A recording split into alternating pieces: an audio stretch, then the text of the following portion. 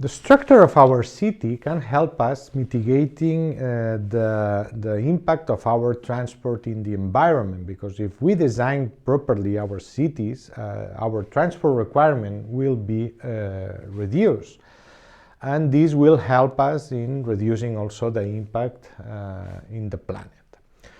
The main goal of this chapter is to understand which are the best cities in terms of sustainability. So which is the structure that the city should have in order to make our transportation requirements to be diminished. Well, every city, every town is based on the fact that you don't need more than 1 hour to go to whatever you want inside the city. It means that you need to work in the city, you need to go to take your food, and you don't need more than 1 hour to go from one place to the other. If you need more than 1 hour in your city, it means that this city is starting to be not sustainable, because at the end, the people don't want to live in a place where you have to live inside your transport system. You want to be at home, you want to be at your office, you want to be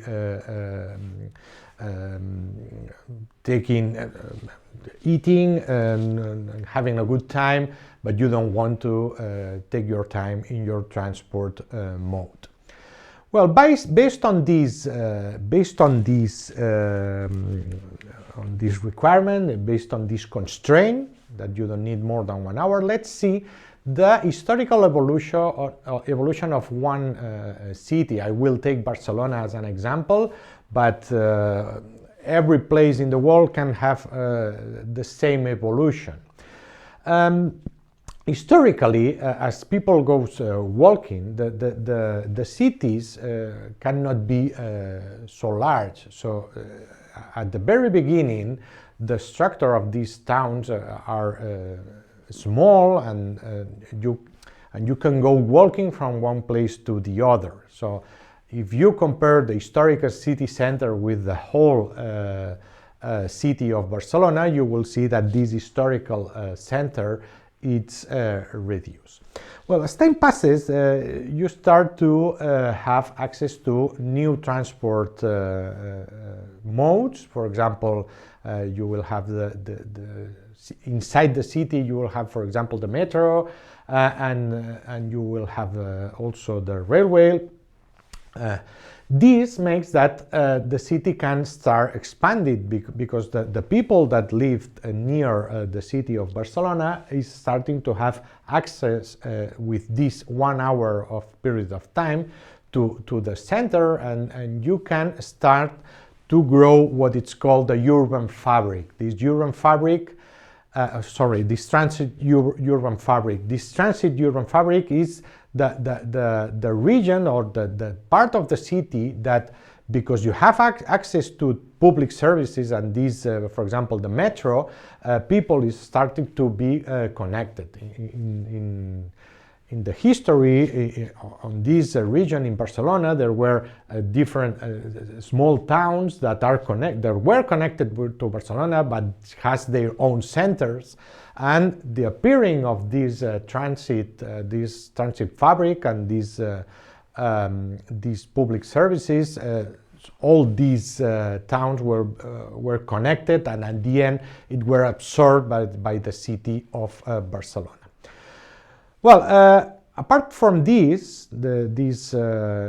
intra-city mobility, you have also the intercity mobility that allows you to connect now towns that were far away from Barcelona at 20, 30, 50 kilometers, that now, because the appearance of this railway, for example, this city once again has access to the city center. The same that happened inside the city, that because of this appearing of the public or the public transportation, there were connect. Now the railway allows also to connect all these city. And now we have a larger structure of 50 kilometers, for example, that is connect with this city that is Barcelona, and forms this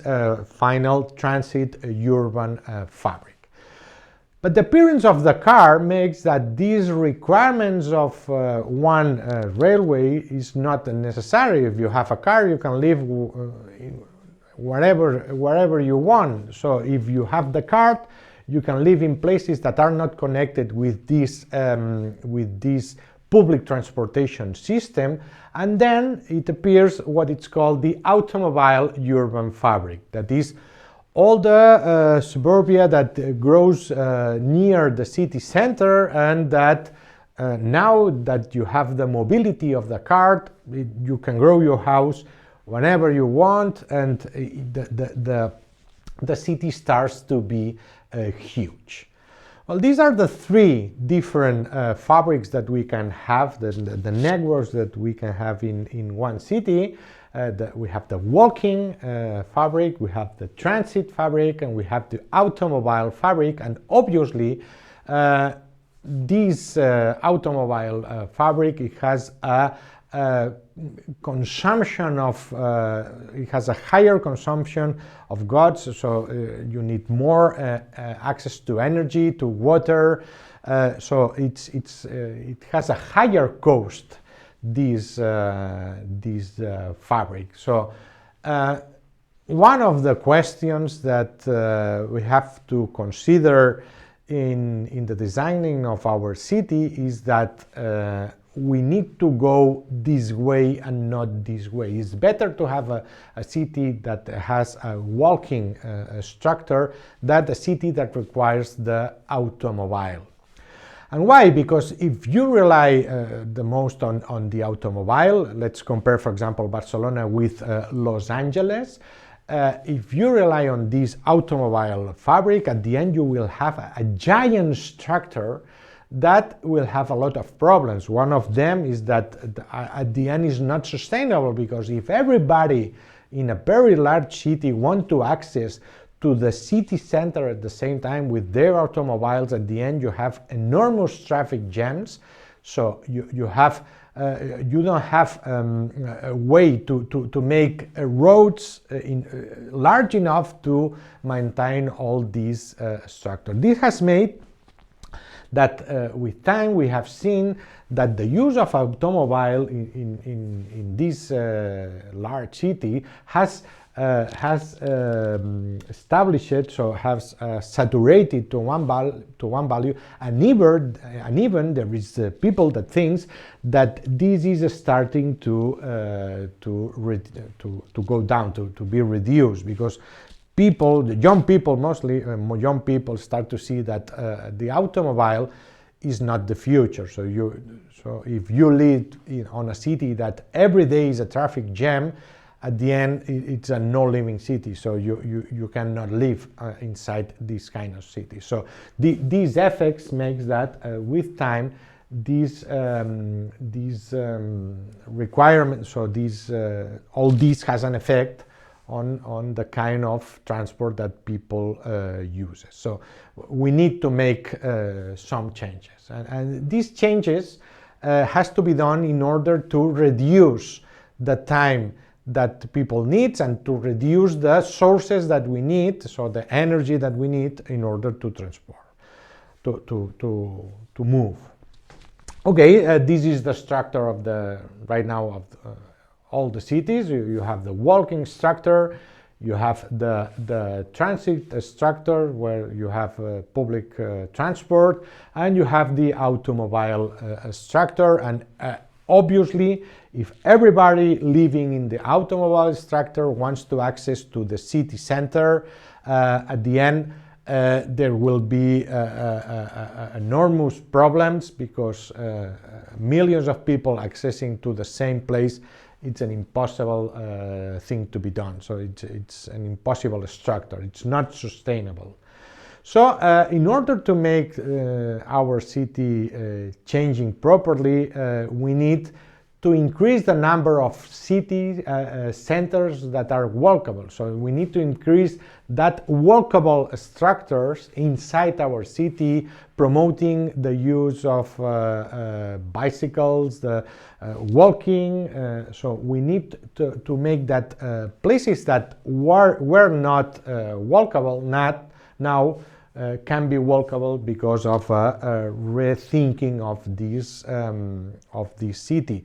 And obviously, we need to also improve our transport system in order to make that the people that were living on this automobile structure now has the opportunity to go to the city, to these new city centers, not by using the car, but by using public transportation. If we do this, the amount of requirements, of energy requirements that we need will be reduced, because we will not need the car. We will need a good transportation system that connects our house with the walkable city center that at the end is the most sustainable structure. So we need to go far away from this giant road city structure and go towards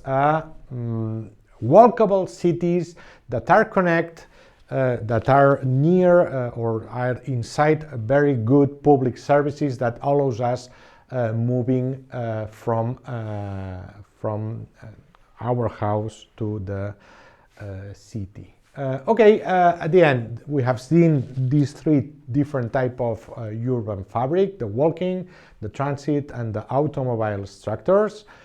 We have seen that each city belongs to different types depending on their historical evolution, and we have to make changes. We have seen that we have to make changes in our cities in order to reduce the mobility requirements by introducing these walkable nucleus inside our current structure.